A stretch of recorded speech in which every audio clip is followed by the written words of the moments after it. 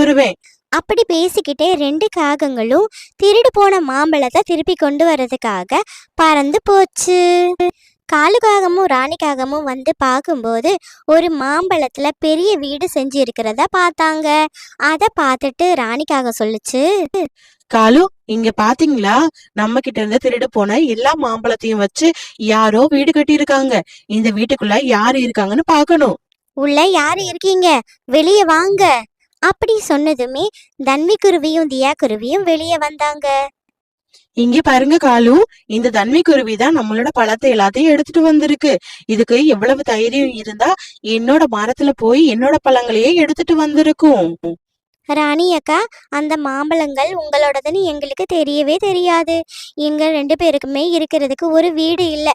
அதனால தான் உங்க மாம்பழத்தை வச்சு ஒரு வீடு செஞ்சுட்டோம். எங்களுக்கு கொஞ்ச நாள் மட்டும் டைம் கொடுங்கக்கா. நான் ஒரு நல்ல வீடு கட்டிட்டு உங்க மாம்பழத்தை உங்ககிட்டயே திருப்பி கொடுத்துட்றேன். அதெல்லாம் முடியாது குருவி. எங்களோட மாம்பழம் எங்களுக்கு வேணும். நீ எங்க கிட்ட கேட்காம எப்படி எங்க